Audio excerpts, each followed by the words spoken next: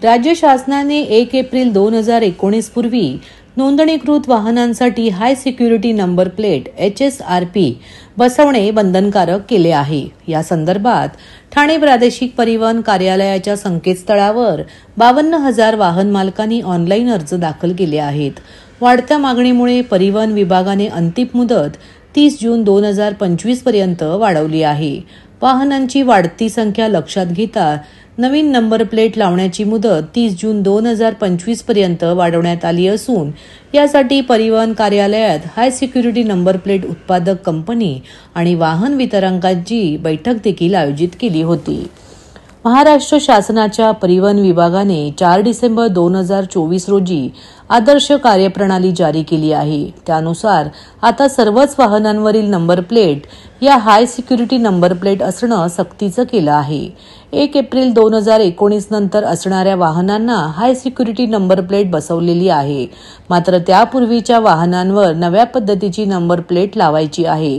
त्यानुसार 30 मार्च 2025 या तारखेपर्यंत नव्या नंबर प्लेट बसवायच्या होत्या। मात्र वाहनांची वाढती संख्या बघता 30 जून पर्यंत नंबर प्लेट बसवण्यासाठी मुदतवाढ दिली आहे। शासनामार्फत 1 एप्रिल 2019 च्या पूर्वीच्या नोंदणीकृत वाहनांना हाय security registration plate HSRP number plate बसवणं बंधनकारक करण्यात आले आहे।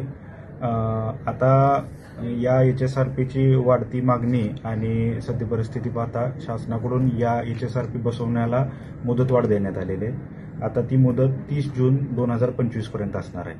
ठाणे प्रादेशिक परिवहन विभागांतर्गत आजपर्यंत साधारणतः 51,569 वाहनांसाठी अपॉइंटमेंट बुकिंग झालेलं आहे। पैकी साधारणतः 8,500 वाहनांना HSRP नंबर प्लेट बसवून पूर्ण झालेली आहे। आणि काय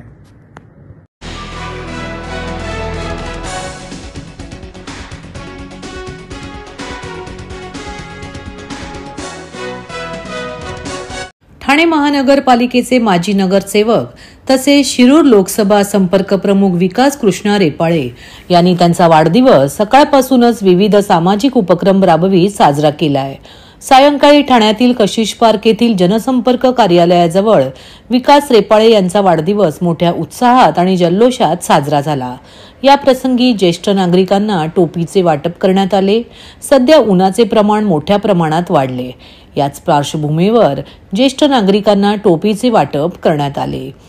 जनतेच्या सेवेसाठी तत्पर असणारे विकास रेपाळे यांनी आपल्या वाढदिवसानिमित्त सामाजिक बांधिलकी जपत जनतेच्या सेवेसाठी रुग्णवाहिका उपलब्ध करून दिली आहे। याचा लोकार्पण सोहळा काल पार पडला। तसेच मनोरंजनासाठी स्वरसंध्या मराठी व हिंदी गीतांचा बहारदार कार्यक्रमाचे आयोजन करण्यात आले होते। यावेळी विकास रेपाळे यांना वाढदिवसाच्या शुभेच्छा देण्यासाठी माजी आमदार रवींद्र फाटक, माजी नगरसेवक राम रेपाळे, विलास जोशी, माजी नगरसेवक रमाकांत मडवी, MCHIचे सर्वेसर्वा जितेंद्र मेहता, माजी नगरसेविका नम्रता भोसले जाधव तसेच अनेक मान्यवर राजकीय नेते मंडळी, सर्वपक्षीय पदाधिकारी, कार्यकर्ते, प्रभागातील नागरिक, ज्येष्ठ नागरिक, युवा तरुण मोठ्या संख्येने उपस्थित होते। महाराष्ट्रातील भगिनींना आधार देणारी राज्य शासनाची मुख्यमंत्री माझी लाडकी बहीण योजना। या योजनेअंतर्गत अल्प उत्पन्न गटातील 21 ते 65 वयोगटाच्या भगिनींना मिळणार दरमहा 1,500 रुपयांची मदत। अर्ज करण्यासाठी 31 ऑगस्ट 2024 पर्यंत मुदतवाढ। कुटुंबाचं वार्षिक उत्पन्न 2.5 लाख रुपयांपेक्षा कमी असलेल्या महिला पात्र। कुटुंबाकडे पिवळं किंवा केशरी रेशन कार्ड असल्यास उत्पन्नाचा दाखला आवश्यक नाही।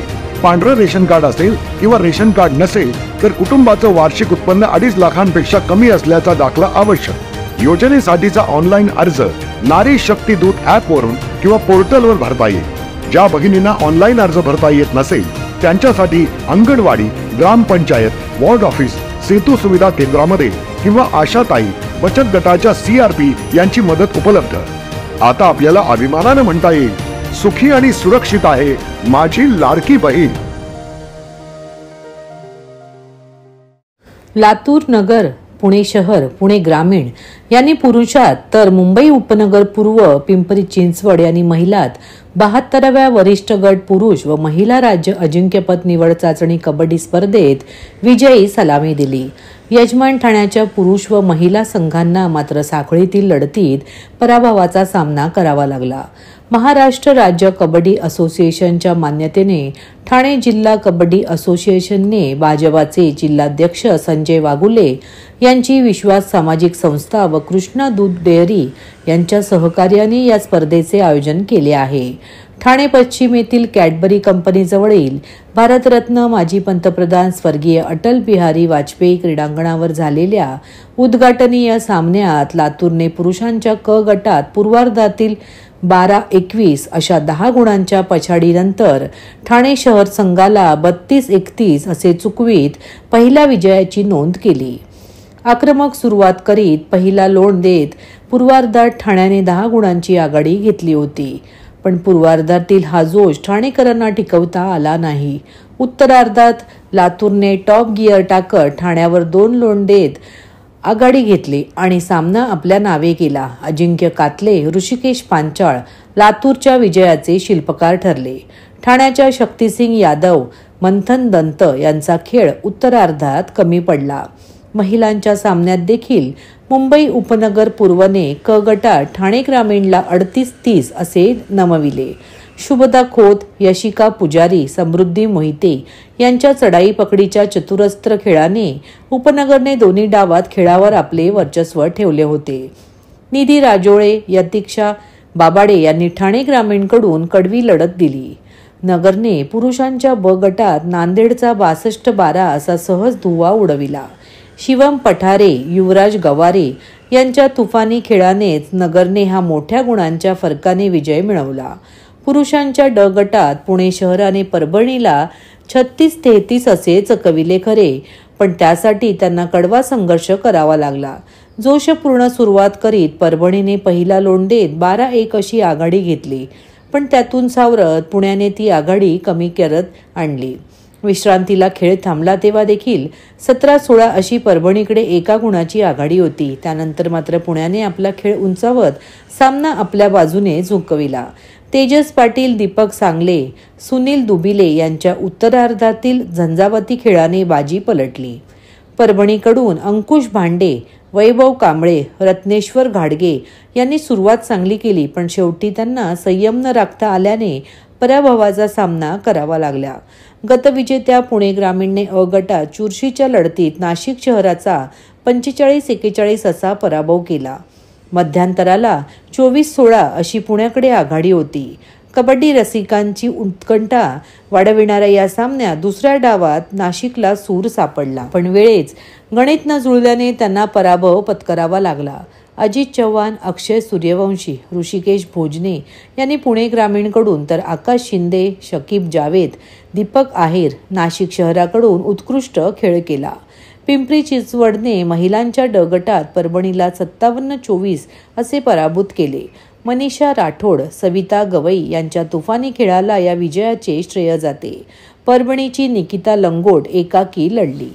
कालच मुख्यमंत्री चषक कबड्डी स्पर्धेचं उद्घाटन झालंय आणि आज दुसरा दिवस आहे। या ठिकाणी कबड्डी प्रेमी, कबड्डी रसिक मोठ्या प्रमाणे या ठिकाणी स्पर्धा बघण्यासाठी उपस्थित आहेत। जसे दिवस दुसरा तिसरा वाढेल तसा हे स्टेडियम पूर्ण भरगच्च होत नाही।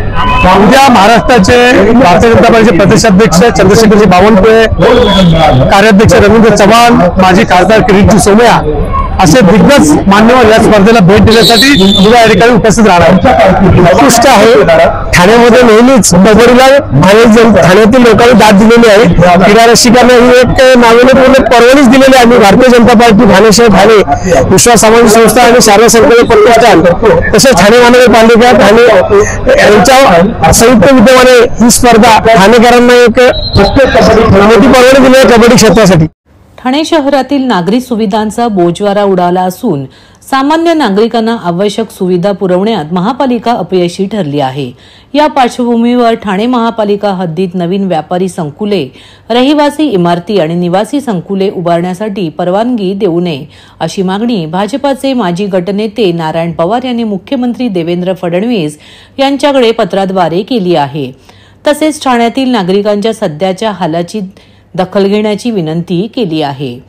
ठाणे महापालिका क्षेत्राची लोकसंख्या 25 लाखापर्यंत पोहोचली असून ठाणे महापालिकेच्या 2025-26च्या अर्थसंकल्पाने 5,645 कोटी रुपयांपर्यंत भरारी घेतली आहे। मात्र शहरातील नागरिकांना किमान नागरी सुविधा उपलब्ध होत नाहीत, हे दुर्दैवी आहे। नागरिकांना पिण्याचे पाणी, आरोग्य, स्वच्छता, उत्तम रस्ते आदी आवश्यक नागरी सुविधा पुरवण्यात महापालिका सातत्याने अपयशी ठरत असल्यामुळे नव्याने येणाऱ्या नागरिकांची फसवणूक होऊ नये, तसेच सद्यस्थितीत उपलब्ध नागरी सुविधांवरील ताण कमी व्हावा यासाठी शहरात नव्या बांधकामांना बंदी गरजेची आहे, असे मत नारायण पवार यांनी व्यक्त केले। तुम्ही बघितलं असेल, ज्या टायमाला 82 ला महानगरपालिका झाली, 82 ला महानगरपालिका झाल्यानंतर ह्या शहराची लोकसंख्या, महानगरपालिकेची लोकसंख्या 9 लाखाच्या आसपास होती। आता कमीत कमी बघितलं असेल तर आज कमीत कमी 25 ते 30 लाखाच्या आसपास लोकसंख्या झाली आणि लोकांना ज्या सुविधा पाहिजे त्या सुविधा भेटत नाही। आज बघितलं असेल 10 ते 15 दिवस झाले कचऱ्याचा प्रश्न फार मोठा गंभीर प्रश्न आहे। या शहरात रोगराई पसरेल का अशी परिस्थिती या शहरामध्ये झालेली आहे। या संदर्भात प्रशासन का दुर्लक्ष करतं काय माहिती। या शहरामध्ये बघितलं असेल तर डम्पिंगचा प्रश्न आहे। डम्पिंगसाठी शासनाने 2014 ला शासनाने 18 हेक्टर जागा डम्पिंग करण्यासाठी दिली होती। त्याच्यावरती खत प्रकल्प करा किंवा वीज प्रकल्प करा म्हणून 2023 ला काहीतरी टेंडर काढले होते वीज प्रकल्पाच्या संदर्भात। एक कंपनी काहीतरी तिथे आली होती, कंपनीने काहीतरी 2023-24 पर्यंत तिने काम केलं काय, तिथे फक्त मशिनरी आणून ठेवल्या आणि बांधकाम केलं। त्याच्यानंतर त्याच्यावरती ते चालू करणार होते पण त्यांनी ते बंद केलं ना। आता काहीतरी 27 कोटी आधी दिले होते त्या कंपनीला काहीतरी ना, आता 79 कोटी मागतोय ते पैसे, काही काम न करता, कचऱ्याचे विल्हेवाट न लावता। म्हणजे अशी परिस्थिती ठाणे महानगरपालिकेची। ठाणे महानगरपालिका एकतर बघितलं असेल पाण्याच्या समस्या पण आहेत या शहरामध्ये, कचऱ्याचं तर खूप, म्हणजे या शहरामध्ये बघितलं असेल तर इतर कमर्शियल वाल्यांचा कचरा उचलला जातो। बघितलं असेल हॉटेलवाल्यांचा कचरा उचलायला पाहिजे। पहिलं प्राधान्य माझं तरी वाटतं निवासी लोकांना दिलं पाहिजे। जे संकुल आहेत, मोठमोठे टावर आहेत, बिल्डिंग आहेत, त्यांना हे पहिला त्याला प्राधान्य दिलं पाहिजे। मग पहिला हे काय येतात हॉटेल लोकांचे कचरा उचलला जातो, हॉटेलवाल्यांचा पण कचरा उचलला पाहिजे, हे आमचं हे नाही, पण पहिला निवासी लोकांचा। म्हणून ह्या बाबतीत मी मुख्यमंत्र्यांना पत्र दिलं का ठाण्याच्या याच्या संदर्भात लोकांच्या नागरिक सुविधा संदर्भात बोजरा वाजलेला आहे। त्यांना सांगितलं का बाबा असं त्याच्यामध्ये माझ्या पत्रामध्ये उल्लेख आहे का जोपर्यंत ही लोकसंख्या वाढत चालली आहे ठाणे शहराची, ठाणे महानगरपालिकेची, जोपर्यंत जी नागरिक आहेत त्यांना सुविधा भेटत नाही, जोपर्यंत सुविधा भेटत नाही तोपर्यंत इतर नवीन बांधकामाला परमिशन देऊ नये असं मी त्यांना पत्र पाठवलेलं आहे। या शहरात वाहतूक प्रश्न आहे, वाहतुकी कोंडी आहे, खूप वाहतूक कोंडी बघितलं असेल तर शहरामध्ये फिरू शकत नाही अशी परिस्थिती। या शहरामध्ये पार्किंग नाही, या पार्किंग म्हणजे आज बघा ना तळावचं शहर बोलतात, तळावचं शहर तर तळावचं शहर राहिलंच नाही अशी परिस्थिती ह्या शहरामध्ये आहे। म्हणून मी मुख्यमंत्र्यांनी लक्ष द्यायला सांगितलं का ठाण्याकडे तुमचं लक्ष राहिलं पाहिजे, ठाणे हे आपलंच आहे म्हणून ठाण्याकडे लक्ष दिलं पाहिजे।